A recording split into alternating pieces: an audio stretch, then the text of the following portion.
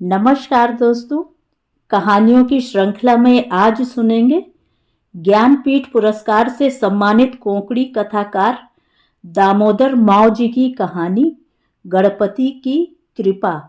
लेकिन उससे पहले मेरा आपसे विनम्र अनुरोध है कि अगर मेरे द्वारा सुनाई हुई कहानियाँ आपको अच्छी लगती हैं और आप मेरे चैनल पर पहली बार आए हैं तो चैनल को सब्सक्राइब ज़रूर करें, लाइक करें और अपने दोस्तों और परिचितों में शेयर भी करें।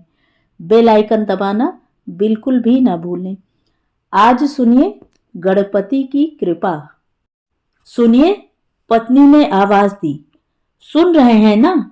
गणेश चतुर्थी पास आ रही है। घर में कुछ करना भी है या नहीं? उसने पूछा। क्या करना चाहती हो? मन की उद्विग्नता को जबान पर लाए बिना मैंने पूछा। ये क्या बात हुई? मुझे कोई शौक नहीं है नई नई चीजें बनाने का, लेकिन जो आएंगे उनके लिए और कुछ नहीं तो कम से कम नेवरी तो बनानी ही पड़ेगी ना। नेवरी गणेश चतुर्थी के समय बनाई जाने वाली गुझिया जैसी मिठाई होती है। अपनी अस्वस्थता छिपाते हुए ऊपरी मन से मैंने कहा, ठीक है, जो करना जरूरी है उसे किए बिना कैसे रहेंगे, लेकिन अभी भी कुछ दिन बचे हैं ना, कल देख लेंगे। मन में छिपाए रखी चिंता को जबान पर आने नहीं दिया, लेकिन आंखों ने मुझे धोखा दे दिया। मेरे करीब आकर कमीज की बाजुओं पर हाथ रखते हुए पत्नी ने कहा, ये क्या? देखा है आंखें कितनी धंस चुकी हैं। यूं ही हर बात को दिल से लगा लेने की आपकी आदत है। क्या मैं हालात नहीं समझ रही? दरअसल मैं नहीं कहना चाहती थी, लेकिन पत्नी की आंखें भर आईं। यह देखकर मैं अंदर से हिल गया। नहीं नहीं सावित्री, ऐसी बात नहीं, तुमने कोई गलती नहीं की। चतुर्थी पास आ रही है, कुछ तो करना ही पड़ेगा। लेकिन मेरा ये हाल है, परिस्थिति के कारण। नहीं नहीं, मेरे मुंह पर हाथ रखते हुए सावित्री ने अपनी सिसकी दबाई और भर्राई आवाज में कहने लगी, आप चिंता ना करें, भगवान हैं गणपति। और अगले शब्द सिसकी के साथ डूब गए।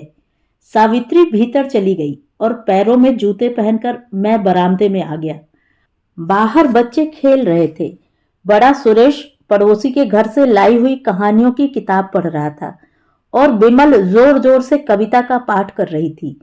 बीच वाला बाबू निचली सीढ़ी पर बैठ ऊपर पेड़ पर बैठे हुए कौवे को ताकते हुए कह रहा था, कौवे कौवे, हमारे घर आएगा कोई तो बैठा रहे, आएगा नहीं तो हो जा फुर।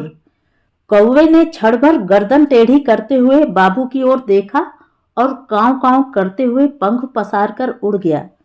मुझे बस यूं ही बड़ा अच्छा लगा। 40 साल पहले मैं भी जब यही कहता था, तब किसी भी मेहमान का आ जाना मेरे लिए काफी हो जाता। लेकिन अब मेहमान के आने की बात सुनते ही डर लगता है।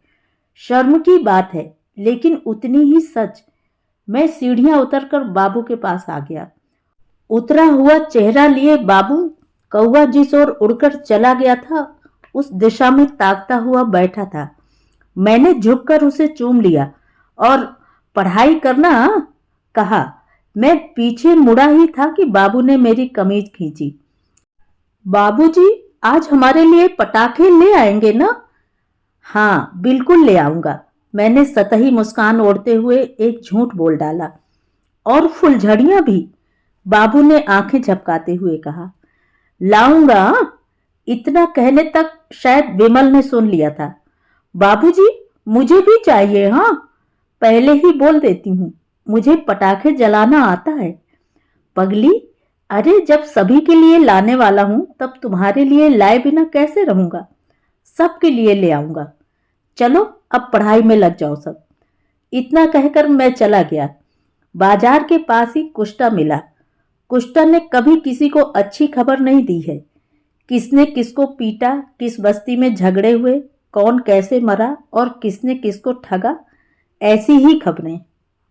अरे शंकर, पता है ना, वह कोंडे बांध वाला जुआंव टेप बोल गया। अच्छा, ठीक है, पहले से ही बीमार चल रहा था ना वह।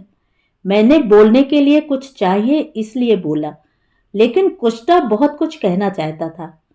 बीमार तो हाल ही में हुआ, लेकिन मैं कह रहा हूं सुन लो, उसे घर वालों ने ही खत्म किया है। मुझसे ऐसा कुछ सुना नहीं जाता। मैंने कहा, अरे क्यों भैया? सुनो सुनो, तुम झूठ समझकर ही सुन लेना। इस जुआओं को उसका बेटा और बहू चावल का मार तक नहीं देते थे। बाप को दाने दाने के लिए तरसाया उन्होंने। छी छी, कीड़े पड़ेंगे उन्हें। रात दिन की मार और खाली पेट, इसीलिए तो मर गया वह। अगर साबित कर दोगे कि मैंने जो कहा वह झूठ है, तो मेरे कान का टुकड़ा काट लेना और अपने मैले में फेंक देना। कुष्टा की इस तरह की बातें सुनने की मनह स्थिति में मैं नहीं था। मैंने जाने की तैयारी की तो कुष्टा ने मुझे रोकते हुए पूछा, शंकर, क्या यह सही है कि उस विष्णु की दुकान से तुमने सामान उधार लिया है? नहीं, वही बता रहा था। मुझे क्या पड़ी है, बस सोचा तुमसे पूछ लूं। गुस्से से मेरी आंखें लाल हो गईं। कुष्टा की कुहनी कसकर पकड़ते हुए मैंने पूछा, कुष्टा, तुम्हें विष्णु ने बताया? अगर वह नहीं बताता तो मुझ बेचारे को कैसे पता चल पाता? ये अच्छी बात कही तुमने। मैंने कुष्टा को वहीं छोड़ा, सीधे विष्णु की दुकान की राह पकड़ी।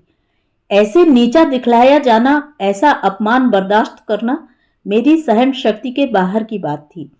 भूखा रह लूंगा, लेकिन किसी के मुंह से छीछी नहीं सुनूंगा। विष्णु की दुकान पर पहुंचा तब मेरा अवतार देखने लायक था। विष्णु, क्या मैंने तुम्हारे पैसे डुबोए हैं? नहीं रे बाबा। क्यों? विष्णु अचरज से देख रहा था।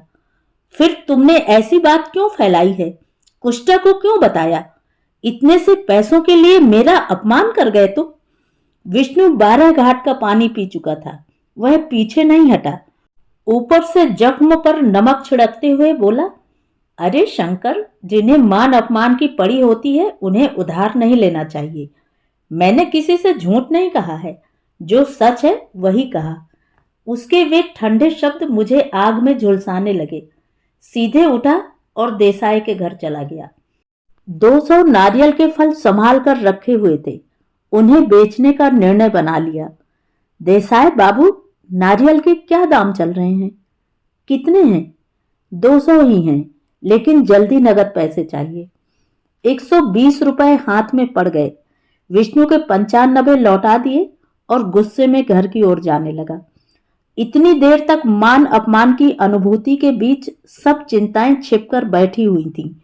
घर की राह पकड़ लेते ही वजन हटाने पर जैसे सब कागज उड़ने लग जाते हैं, वैसे ही सभी चिंताएं ऊपर आ गईं। पत्नी ने दूध का डिब्बा लाने के लिए कहा था। छोटा अब 1 साल का हो चला था। अब उसे 8 दिन के लिए एक डिब्बा लगना चाहिए था, लेकिन सावित्री जितना हो सके उतना लंबा खींच लेने की कोशिश करती है। पिछला डब्बा लाकर 15 दिन तो हो ही गए होंगे। परसों खत्म हो गया था। कल मैंने बताया था कि लाना भूल गया। अब ले जाना ही होगा। अगला पिछला कोई विचार न करते हुए पहले फार्मेसी में गया, डिब्बा ले लिया। उसके बाद मैंने फिर से घर की राह पकड़ ली। दरवाजे पर बाबू मेरा इंतजार करते हुए खड़ा था। दौड़कर आ गया। बाबूजी, मेरे पटाखे, फुलझड़ियां दे दीजिए मुझे। तुरंत मैंने उसे धीरे से दूर किया और उसकी भरी हुई आंखों को अनदेखा करते हुए मैं रसोई घर में चला गया। दूध का डिब्बा मेज पर रखा और मैं लकड़ी की चौकी पर बैठ गया। ये क्या? कहा था ना छोटा डिब्बा महंगा पड़ता है और जल्दी खत्म हो जाता है। मैंने सावित्री की आंखों में देखते हुए कहा, छोटा डिब्बा लाने पर दूध जल्दी खत्म होता है और बड़ा लाने पर जेब जल्दी खत्म होती है। सावित्री ने एकदम मेरी तरफ देखा और फिर सिर घुमाकर वह चूल्हे की लकड़ियां ठीक करने लगी। चाय बनाकर कप मेरे सामने रखा और बोली, कल सुबह तक तो न्योरी बनानी ही पड़ेगी, लेकिन आपको ज्यादा खर्चा होगा, ऐसा कुछ नहीं करूंगी। भगवान की दया से नारियल तो हैं ही। सावित्री जो बोल रही थी वह मेरे दिमाग में नहीं घुस रहा था। किस मुंह से बताता इसे कि नारियल के फल बेच दिए हैं? वह बोलती जा रही थी। बाहर बाबू फूट फूट कर रो रहा था। पटाखे नहीं लाए थे इसलिए। पालने में छोटा उआ उआ कर रहा था। सावित्री मानो कलेजे को निचोड़ डाल रही थी। उनमें से 25 नारियल तो लग जाएंगे, वे अब निकाल लेते हैं। आप सिर्फ शक्कर, गुड़, मैदा और गेहूं का आटा ले आना। चावल खत्म होने आए हैं। लेकिन राशन अभी तक नहीं आया है ना, उसे ले आते हैं। सावित्री अपनी तरह से किफायत से खर्च करने की ही बात कर रही थी, लेकिन उतना ही लाने में आज कम से कम 40 रुपयों की जरूरत थी। ऊपर से गणपति की मूर्ति लानी थी। मैंने जितनी हो सकती थी उतनी धीमी आवाज में पूछा, लेकिन सावित्री, इतनी सारी नेवरी, 25 नारियल, ये क्या? सावित्री ने बीच में ही मेरी बात तोड़ते हुए कहा, आपकी बहन को चतुर्थी की सौगात भेजनी है। भला बिना भेजे कैसे रह सकते हैं? क्या कहूं, मैं समझ नहीं पा रहा था। दिल कड़ा करते हुए मैंने कहा, सावित्री, सावित्री, हमारे पास अब नारियल नहीं बचे हैं, मैंने उन्हें बेच दिया। सावित्री वहीं धड़ाम से बैठ गई, आंखें फाड़ फाड़ कर सामने के चूल्हे की आग को खाली नजरों से देखती रह गई। मैं उठा और अंदर के कमरे में जाकर बिस्तर पर लेट गया। चतुर्थी, सौगात, भगवान की मूरत, पटाखे, फुलझड़ियां, नेवरी, चावल, शक्कर, कैसे कैसे होगा सब? जेब में तो बस 20 रुपए बचे थे और सावित्री धीरे से हल्के कदमों से कमरे के अंदर आ गई। मेरे माथे पर, बालों पर हाथ फेरते हुए कहने लगी, आप बिल्कुल चिंता मत करना, भगवान है, विघ्नहर्ता गणपति देख लेंगे। सावित्री, भगवान नहीं है, ये शैतान का शासन है। भगवान होता तो हमारी ये हालत नहीं होती। बला टल जाए, ऐसी बातें मत करो, भगवान को बुरा लगेगा। रात भर नींद मेरी आंखों से दूर रही। मंच पर जिस तरह पात्र नाचते हैं, वैसे ही चतुर्थी, सौगात, मूर्ति, पटाखे, इन्हीं से संबंधित विचार मस्तिष्क में नाच रहे थे।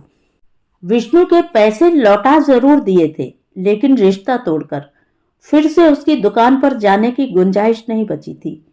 गांव कार की दुकान पर काम हो जाने की संभावना कम थी, लेकिन कहते हैं कि जरूरतमंद को अक्ल नहीं होती। मैंने जाकर देख आने का निर्णय लिया। क्या कहे, बुजुर्गों के पुण्य के चलते उसे देने की बुद्धि आई तो चतुर्थी की शोभा तो बनी रहेगी, लेकिन अगर नहीं दिया तो? यह विचार डरा रहा था। चतुर्थी तो आने से नहीं चूक सकती थी। यही चतुर्थी अगर अगले महीने आ जाती तो नारियल की अगली फसल पल्ले पड़ चुकी होती। सूतक वगैरह भी तो हो सकता है, फिर चतुर्थी का उत्सव नहीं मनाना पड़ेगा। लेकिन इस तरह का विचार करना मतलब पागलपन होगा। बीच में बाबू ने कोई सपना देखा, फुसफुसाने लगा, एकदम चिल्ला उठा, गणपति बाप्पा मोरया, अगले बरस तू जल्दी आ। मुझे उस स्थिति में भी हंसी आ गई। बाबू बड़ी उत्सुकता से चतुर्थी का इंतजार कर रहा था और मैं उस चतुर्थी को मनाने से बचने का प्रयास कर रहा था। लेकिन चतुर्थी मनाने से भला कौन बच सकता है? सौगात भेजने से बच सकता है? नेवरी, पटाखे, कुछ नहीं छूटने वाला। सुबह दुकान की ओर जाते समय जी घबरा रहा था। किसी से भी अपनी बेइज्जती सहन न करने वाला मेरा स्वभाव था। कुछ ऐसा हो कि गांवकार मुझ पर उपकार कर डाले। सावित्री कह रही थी, गणपति देख लेगा, पता चल ही जाएगा। दुकान पहुंचने तक मेरे शरीर से ठंडा पसीना छूटने लगा था। दुकान पर ग्राहक जमा थे, एक के बाद एक जाने लगे। जब कोई नहीं होगा तब पूछ लूंगा, सोचते हुए मैं जरा रुका रहा। मेरे दिल की धड़धड़ मुझे साफ सुनाई दे रही थी। गला सूखा जा रहा था। गांवकार के एक जवाब पर मेरी चतुर्थी का भविष्य निर्भर था। थूक निगलते हुए मैं आगे बढ़ा। गांवकार बाबू, मन कड़ा करते हुए मैंने आवाज दी, अरे शंकर बाबू, तुम हो? इतनी देर से बाहर क्यों खड़े हो? क्या चाहिए था? मैंने बड़ी आशा से कहा, एक उपकार मांगने आया था मैं तुमसे। चतुर्थी के लिए थोड़े सामान की जरूरत थी। नारियल की फसल 22 दिन बाद आने वाली है। फल हाथ आते ही पैसे लौटा दूंगा। ना मत कहना, उपकार होगा। दया की याचना करने वाले शब्दों से मैंने विनती की। नाराज ना होना शंकर बाबू, हमारी स्थिति भी उधार देने जैसी नहीं है। मेरी आंखों के सामने चतुर्थी का उत्सव नाचने लगा। वह जो कह रहा था उसे सुनने के लिए न रुककर मैं बाहर चला गया। कहते हैं विघ्न हरता है, सब देख लेगा। कहते हैं कि इसकी पूजा करनी चाहिए। पथराई आंखें लिए मैं बाहर आ गया। रास्ते पर पहुंच ही रहा था कि सामने से कुष्टा को आते हुए देखा। अब कम से कम इस समय तो मुझे वह अपनी नजरों के सामने नहीं चाहिए था, लेकिन उसने कहीं से मुझे देख लिया और अरे शंकर सुनो, कहता हुआ मेरे सामने आ धमका और पूछने लगा, तो फिर चतुर्थी का उत्सव मनाना रह गया ना तुम्हारा? वह क्या कह रहा है यह मेरी समझ में आने से पहले ही उसने आगे बताया। लगता है तुम्हें मालूम नहीं है। अरे तुम्हारी वह जायू आका आज तड़के मर गई। तुम्हारी बिरादरी वाली है ना, वैसे बूढ़ी थी। क्या मर गई? मतलब सूतक? मैंने भौचक्का होते हुए पूछा। पल भर में मुझे हल्का हल्का महसूस होने लगा। सूतक? पूरा 11 दिनों का। कुष्टा अपने अनुसार बुरी खबर ले आया था, लेकिन उसके मुंह से इतनी अच्छी खबर मैंने पहली बार सुनी थी। चतुर्थी का उत्सव, सौगात, न्यवरी, पटाखे एक एक करके भाग गए और मेरी चिंता खत्म हुई। जी खुश हो गया। तो ये थी कहानी। कहानी आपको कैसी लगी? कमेंट करके ज़रूर बताएं।